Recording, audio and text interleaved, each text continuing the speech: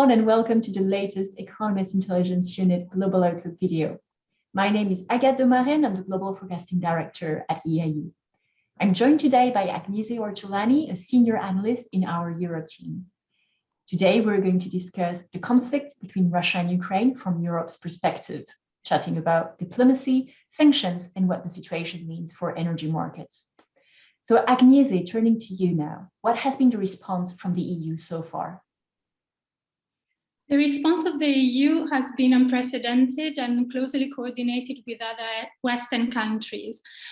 Western leaders were initially divided on the magnitude of the sanctions package, with some member states, notably Lithuania, asking for strongest possible sanctions immediately, and big member states like Germany, Italy, and France preferring a more gradual approach to sanctions.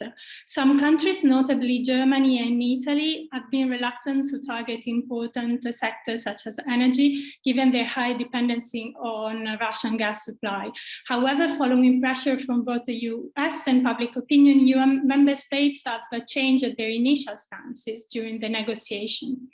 And the stances announced so far include an asset freeze and travel ban for high-profile politicians and military leaders, but also banking executives and media figures. These also include EU asset freeze for both Russia's President Vladimir Putin and Sergei Lavrov, Russia's foreign minister. The EU has also announced trade restrictions, in particularly targeting goods and technologies linked to the oil and gas sector, as well as the closure of European space. But most importantly, EU countries have changed their initial opposition to include to cut Russia's access to the global payment system, SWIFT.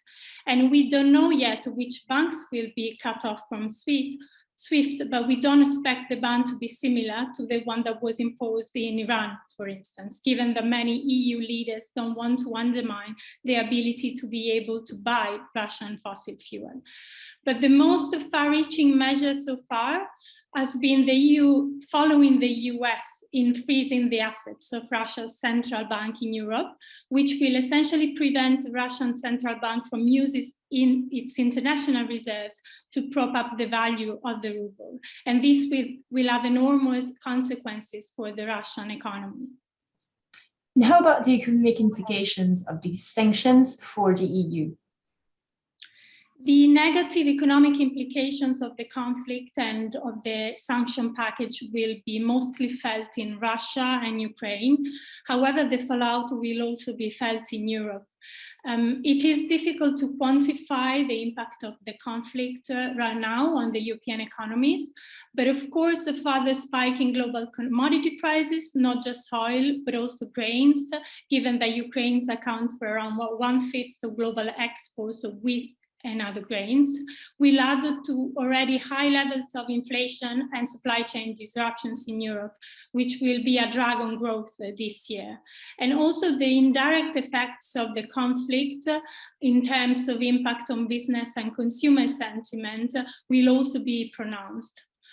Overall, we expect real GDP to return to its pre-crisis levels this year, but the negative fallout from the conflict will hamper the recovery.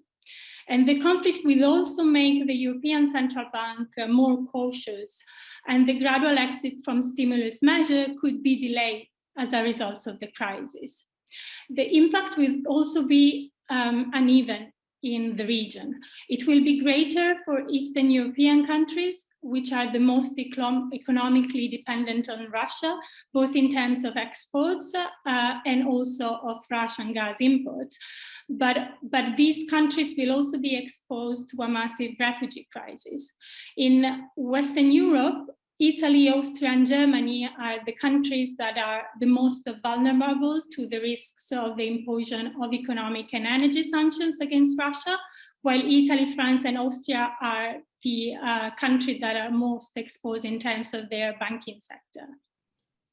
And how about diplomacy? What are the consequences of the conflict on Europe's security policy and diplomacy more broadly?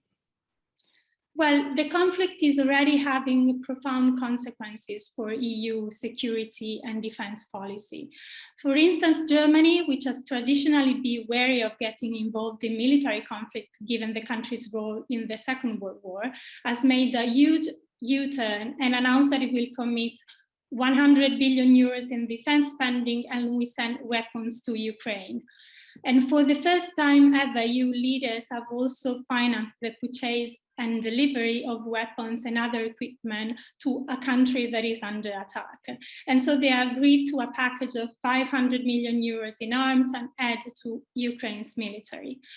At the very last, the Russians' invasion of Ukraine will spur countries to increase their defense spending and support for NATO, but it may also galvanize those calling for a development of the EU military capabilities.